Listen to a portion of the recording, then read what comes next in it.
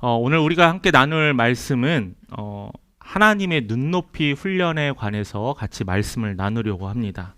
하나님의 눈높이 훈련은 하나님의 훈련 방식이에요. 하나님께서는 사람마다 각자 다 다르게 만드셨습니다. 그리고 또 하나님은 다 다르게 성장시키더라고요. 우리는 신앙생활 하면서 하나님께 은혜로, 감사로, 찬양으로, 또한 우리는 이러한 것을 통해서 평안을 누립니다. 이게 저는 하나님의 은혜라고 생각을 합니다. 그런데 우리가 신앙생활 하면서 이런 것만 경험하는 게 아니라 때로는 기다리기도 하고요. 때로는 고난도 있습니다. 때로는 내가 열심히 얻었던 것을 잃어버리는 상실의 시간들도 있기도 합니다. 그런데 우리는 주셨던 은혜를 기억하지는 못하는데 잃어버렸던 상실의 순간은 마음속에, 머릿속에 오래 남는 게 사실이긴 해요. 우리는 그럴 때 종종 이렇게 묻습니다. 하나님, 왜 내 기도에는 응답하지 않으시는 거예요? 하나님, 제가 믿음 생활을 이렇게 열심히 하는데 왜 제 믿음은 맨날 제자리인 걸까요? 답답해요. 이런 답답함과 무기력한 마음은요, 특별한 사람들에게 해당되는 것은 아니에요. 저도요, 목회자인 저도요. 또한 신앙생활 오래 하시고 모태신앙부터 몇십 년간 하셨던 여러분들도 동일하게 경험하고 동일하게 고민하는 문제가 바로 이러한 문제입니다. 저는 이게 잘못됐다고 생각하지 않습니다. 이러한 질문해야 돼요. 하나님께 물어봐야 돼요. 왜 하나님 이렇게 하셨냐고 물어봐야 합니다. 그런데 여기에 우리가 매몰되어서는 안 된다라는 거죠. 그런데 하나님을 믿는 사람과 믿지 않는 사람의 차이는 있습니다. 여러분 뭔지 아세요? 이 어려움의 순간과 이 위기의 순간을 어떻게 극복하느냐라는 거예요. 하나님을 믿지 않는 사람은 누군가의 탓을 하고 누군가에게 원인을 합니다. 내 안은 문제가 없어. 나에게는 문제가 없는데 내 이 상황 때문에 내가 이렇게 힘든 거야 라고 누군가의 탓을 합니다. 그런데 믿는 사람은 어떻게 하는 줄 아세요? 하나님께 이 위기를 극복하게 달라고 더욱더 매달려 있는 거예요. 저는 안타까운 게 있어요. 가족 간에 누군가가 아프면 하나님께 와서 그래도 기도합니다. 그런데 아픈 것을 위해서는 기도를 하는데 평상시에 어려웠던 것은 내 스스로 힘으로 해결하려는 경향들이 강하다는 거예요. 그러다 보니까 기도가 별로 넓어지지도 않고 기도의 틀이 깊어지지도 않는 거예요. 여러분, 하나님은 우리가 이렇게 기도하고 믿는 사람은 하나님께서는 나를 이롭게 하신다는 신뢰와 이 사랑에 대한 확신이 있기 때문에 우리는 그럴 때일수록 더 기도하는 거예요. 하나님은 우리를 한 줄로 세우듯이 똑같이 만드는 게 아닙니다. 제가 예전에 한 영화를 봤었는데 나오는 로봇들이 다 똑같은 모양, 똑같은 모습으로 엄청난 많은 로봇이 서 있는 거 봤어요. 그런데 그것을 보면서 어떤 생각을 했냐? 하나님도 과연 이렇게 인간을 만드셨을까? 아니라는 거죠. 하나님은 오늘 말씀에 나오는 각자의 형질에 맞춰서 각자의 성향에 맞춰서 때로는 느리게, 때로는 빠르게, 때로는 성숙하게, 때로는 약간 어리게, 남자와 여자로 이렇게 다 다양하게 만드셨다는 거예요. 하나님은 또한 그뿐만 아니라 우리에게 각자에게 맞는 훈련을 줍니다. 운동선수들이요, 운동을 할 때 각자에게 맞는 운동법이 있습니다. 모든 사람이 이 운동이 좋다고 해서 다 모든 사람이 이 운동을 해서 건강해진다 아니에요. 그래서 때로는 PT에 있는 헬스 트레이너한테 아니 의사 선생님한테 물어보고 어떻게 회복할지 어떻게 운동할지 자문을 프로한테 구한다는 거죠. 마찬가지로요, 신앙훈련도 마찬가지예요. 하나님의 훈련도요, 어떤 사람에게는 이 기다림이라는 것으로, 어떤 사람에게는 사람과의 관계를 통해서 훈련시키시고요, 때로는 전혀 예기치 않은 원하지 않는 상황을 통해서 훈련시키신다라는 거예요. 그 이유가 무엇이냐? 단 한 가지. 여러분들을 예수의 형상으로 빚으기를 원하신다는 거예요. 하나님이 여러분을 창조하셨을 때 하나님이 그 코에 아담을 창조하셨을 때 흙으로 만드시고 그 코에 생기를 불어넣으셨어요. 그런데 여기에 특별한 게 하나 있어요. 거기에서 창조가 끝난 게 아니에요. 우리가 태어났지만은 우리를 하나님을 따라 하나님의 모습을 따라 계속 만들어가고 빚어가고 다듬어가는 게 하나님도 지금 일하시는 상황이라는 거죠. 그게 바로 신앙의 여정입니다. 자, 그렇다면은 하나님께서는 오늘 우리가 함께 살펴볼 하나님의 이 눈높이 훈련에 맞춰서 우리가 어떻게 이 훈련을 감당해야 될지 우리 말씀을 통해서 우리 확인해 봤으면 좋겠습니다. 우리 첫 번째로 우리가 확인할 것은 하나님께서는 다양하게 일하신다는 거예요. 특별히 제가 여러분에게 소개해주고 싶은 목회자도 있습니다. 제가 이건 이따 이야기해 드리도록 할게요. 제가 얼마 전에 경험한 일이 하나 있었으면 좀 제 스스로 좀 생각할 수 있는 일이 있었거든요.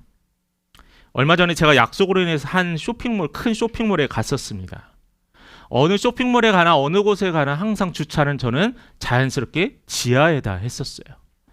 그래서 저는 지하 2층에 주차를 하고 한 줄 알고 그냥 지하로 내려갔었습니다.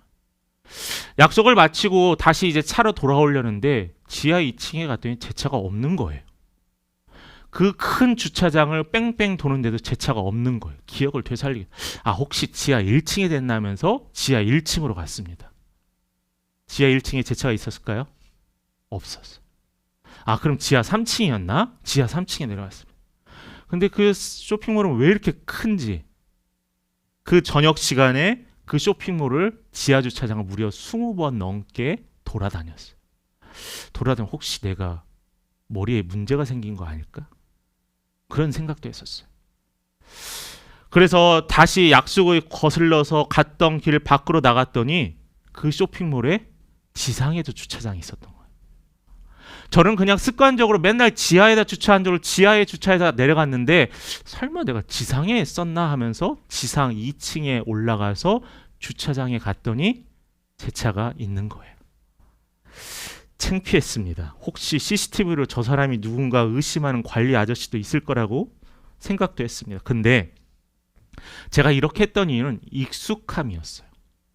익숙함 때문에 저는 새로운 곳에 대해서 생각을 하지 않았던 거였어요. 다른 길조차 생각하지 않았구나라는 생각이 들었습니다. 왜냐하면 그동안 늘 그랬으니까, 그게 당연한 거니까 익숙함이 저의 시야와 생각을 제한시켰던 거였어요. 그런데 저는 이 일을 경험하면서 차 타고 집에 돌아오면서 이런 생각도, 신앙도 그러지 않을까라는 생각을 했어요. 우리에게는 진리이신 유일한 하나님을 믿고 하나님을 소망합니다. 그런데 우리가 내가 하나님을 만나는 방법과 하나님을 체험하는 통로의 이 익숙함으로 다른 사람이 만나는 하나님의 방법과 하나님의 길에 대해서는 우리가 그것을 낮게 여기지 않는가? 혹시 하나님은 오른쪽에서 나를 만나기 원하시는가? 저는 항상 왼쪽에서 만났으니까 왼쪽에서 하나님을 기다리고 있는 것이 아닌가라는 이러한 의문이 들기 시작했어요. 그런데 여러분, 분명한 것은요, 신앙의 위기는 뭐냐면은 단정하는 거예요. 이건 이럴 것이다라고 단정하는 거예요. 왜 아직 부족하고 빚어가는 우리 인간이, 우리 사람이 완전하신 하나님을 내가 단정할 수 있겠냐라는 거예요. 이 단정함으로 어떤 일이 생기는 줄 아세요? 내 신앙의 필터에 다른 사람을 평가합니다. 내가 신앙생활을 했던 것을 가지고 누군가에게 강요를 합니다. 이런 것도 있고 저런 것도 있는데 혹시 나도 이렇게 체험해봤는데 이렇게 해보면 어떨까라고 제안을 하는 게 아니라 이렇게 해야 되라고 강조하는 거예요. 하나님은 다양한 방식으로 일하십니다. 다양한 사람들과 일하십니다. 마치 저처럼 지하 2층에 익숙해져서 하나님이 일하시는 것을 여러분 외면하지 않으시기를 간절히 소망합니다. 하나님은 우리를 성장시키기 위해서 이 익숙함이라는 것을 흔드시더라고요. 그분은 우리가 머물러 있던 자리에서 벗어나서 새로운 시선을 보기 원하신다는 거예요. 이스라엘 백성들이 애굽으로부터 노예 생활을 40년 동안, 200년 동안, 400년 동안 하고 있었던 그 시간들에 그들이 익숙해서 그 안에 멈췄으면은 하나님이 예비하신 그 땅에 못 갔을 거예요. 신앙은요, 도전이에요. 신앙은 새로운 것을 바라보는 거예요. 여러분, 이 말 알죠? 날마다 새롭게 하소서. 정말 오래된 우리 기독교 방송의 프로그램의 이름이기도 합니다. 너무 잘 졌어. 너무. 날마다 새로워지는 하나님이 있는데 우리는 익숙한 하나님만 찾아가는 거예요. 고린도전서 12장 4절을 한번 같이 볼까요? 4절부터 6절의 말씀입니다. 같이 읽어보겠습니다. 시작. 은사는 여러 가지나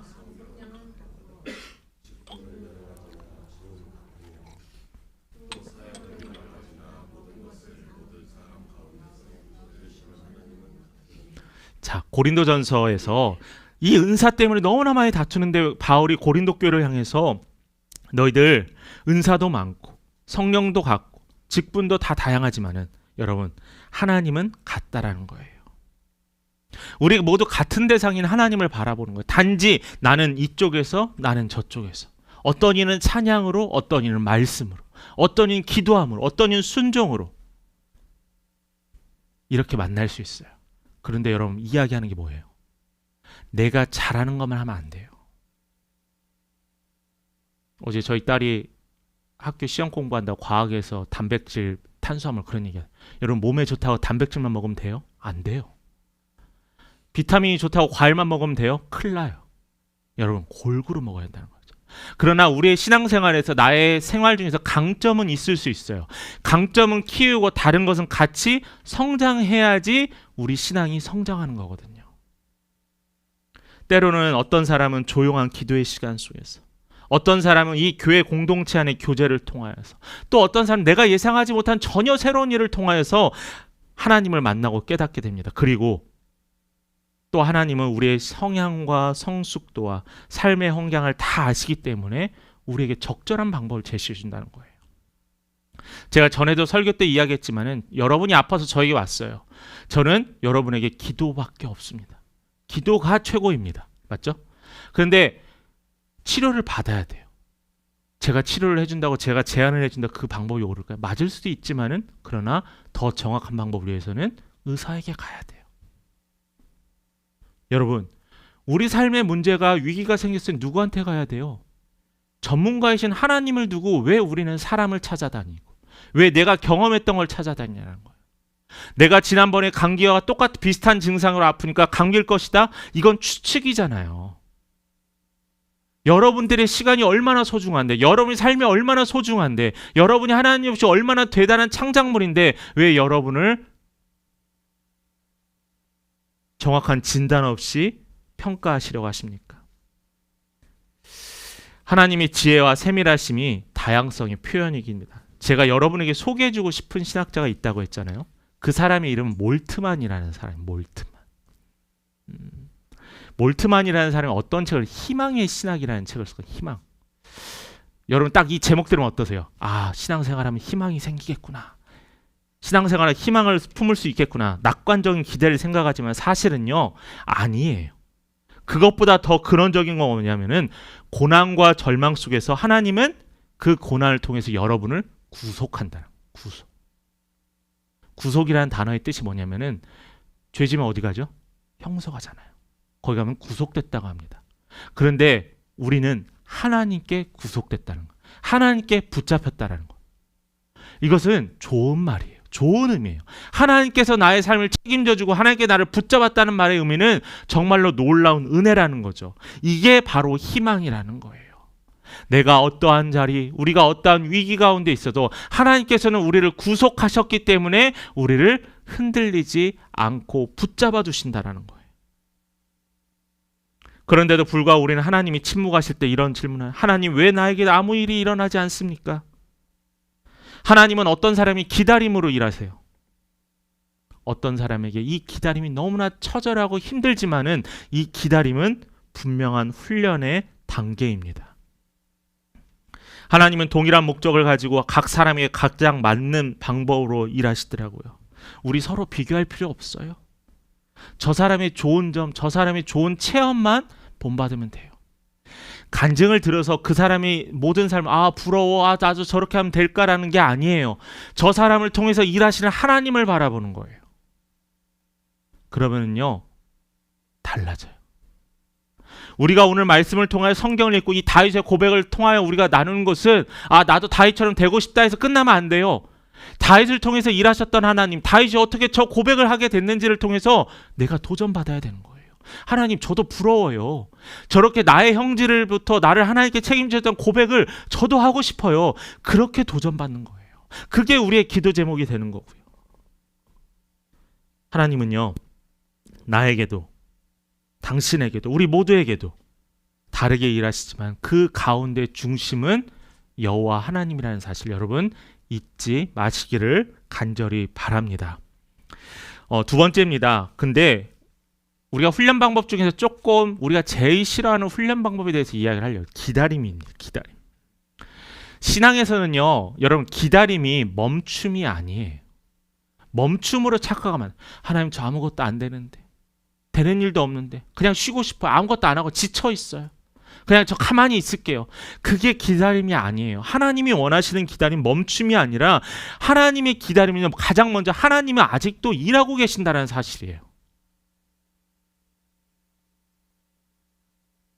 뿐만 아니라 우리에게 기다림이 멈춤이 아니라 하나님 향해 끊임없이 달려가라는 거예요. 붙잡으라는 거예요. 매달리라는 거예요. 일하실 하나님을 위해서 빨리 하나님 나에게 보여주세요라고 기도하는 거예요. 하나님이 침묵하신다? 이런 말들이 있습니다. 이 말을 듣는 성도들 가운데 어떤 성도는 이렇게 이야기합니다. 하나님의 신뢰가 전제되어 있는 사람은 하나님이 침묵하신다를 가지고 하나님이 있냐 없냐의 문제로 나아가진 않아요. 하나님이 계시지만 지금 나에게 기다리라고 하는 이유는 분명히 있을 거라면 그 이유를 찾아요. 이유를 찾아야죠. 아무것도 안 하고 가만히 있는다고 하나님이 알아서 해주시겠지? 아니에요. 하나님의 기다림은요, 여러분 적극적으로 하나님의 일에 동참하는 거예요. 그런데 어떤 이들 중에 정말 안타까운 일들이 있어요. 뭐냐면은 하나님이 나를 기다리게 하셨다고, 하나님이 나에게 일하는 걸 보이지 않으신다고, 내가 못 본다고 해서 하나님이 있냐 없냐의 문제로 확장되어가는 부분들. 하나님은 지금까지 일하시고 우리에게 약속하셨던 그 하나님이 우리가 의심하면 안 된다라는 거죠. 오늘 다윗의 고백을 함께 같이 고백했으면 좋겠어요. 13절의 말씀입니다. 13절입니다. 같이 우리 함께 고백합니다. 시작. 주의 자, 이건 어떤 고백이에요? 다윗이요. 오늘 우리가 했던 시편 139편 여러분 한번 집에 가서 꼭 한번 읽어보시기 바랍니다. 근데 이 고백들에 보면요, 다윗이요, 하나님이 나를 살피시고 나의 모든 걸 아시고 나를 책임지시고 나의 앞뒤와 나의 모든 상황을 아시는 하나님이라고 고백하는 시인데요. 근데 어디까지 고백하냐? 오늘 제가 본문을 택한 이유는 이거예요. 다윗은 자신의 뭐래요? 내 내장을 지으시고 나의 모태에서부터 나를 만드셨다는, 누가요? 하나님이. 하나님이 나의 주인이고 하나님이 창조주라는 거예요. 그 고백을 다윗이 하는 거예요. 우리가 읽지 않았겠지만 16절에 보면은 하나님께서 뭐라고 하시는, 나를 위하여 정한 날이 하루도 되기 전에 주의 책에 나를 다 기록했다라는 거예요. 뭐예요? 하나님께서 나를 위해 모든 것을 예비하셨다라는 거예요.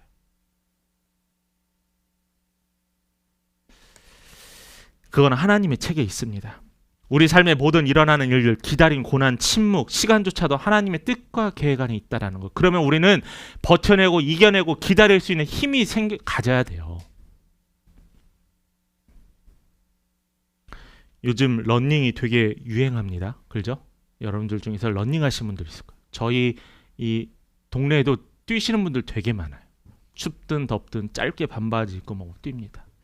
제가 아는 목사님 중에서는 일산 호수공원에서 러닝 크루를 운영하시는 목사님이 있어요.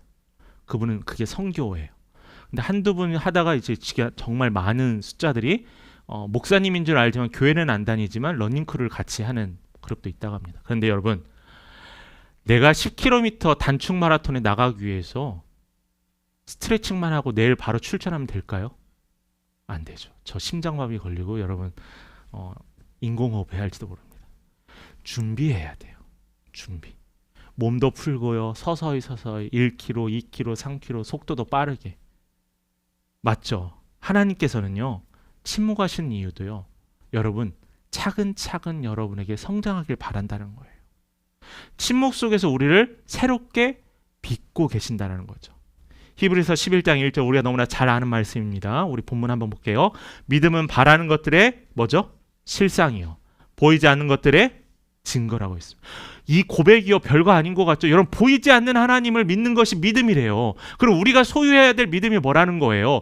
보지 않고도 믿는 믿음. 그런데 하나님은 보지 않고 믿는 믿음이 아니라 우리에게 이미 수많은 것들을 보여주셨어요. 내가 변하게 됐고요, 죄인인 내가 변하게 되었고요, 하나님 나의 삶을 변화시켰고요, 나의 배우자를 만나게 했고, 나의 직장을 통해서 영광 받으시고, 이미 하나님은 나에게 수많은 것들을 보이셨어요. 그렇다면 이제 우리에는 더 이상 보이지 않는 것이 아니라 보였던 것, 체험했던 것들이잖아요.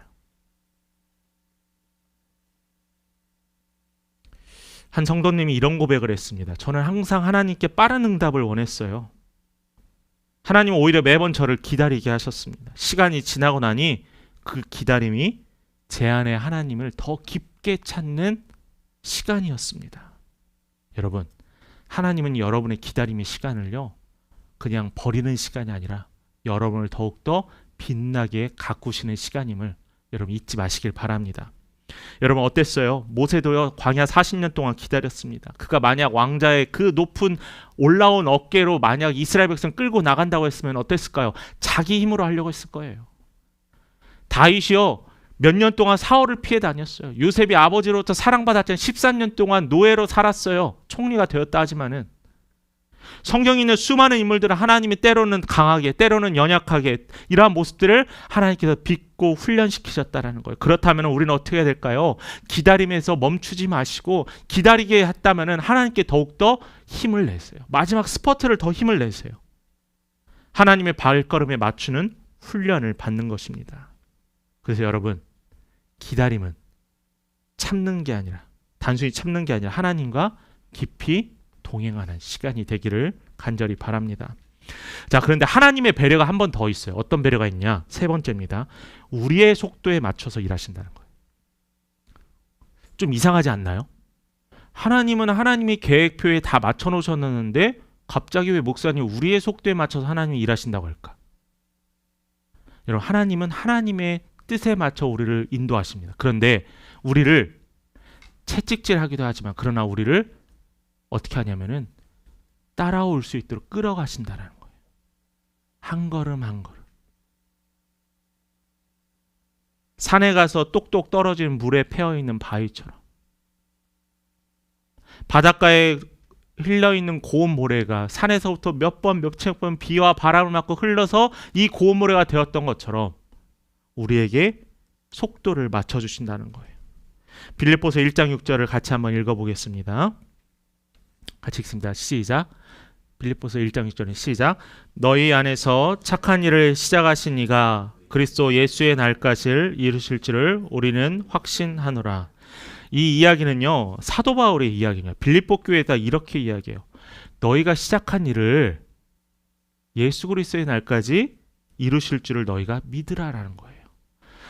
우리 교회는 없지만은 여러분 성경의 처음을 뭐라고 하죠? 알파라고 합니다. 마지막을 오메가라고 합니다. 교회 특별히 옛날 오래된 교회 오래전에 지어졌던 교회들 보면은 강대상이나 앞에 보면 알파와 오메가 강상이 있습니다. 그렇게 새겨놓은 이유는 다른 게 아니에요. 처음과 마지막을 누가 하신다고요? 하나님이 하신다는 거예요.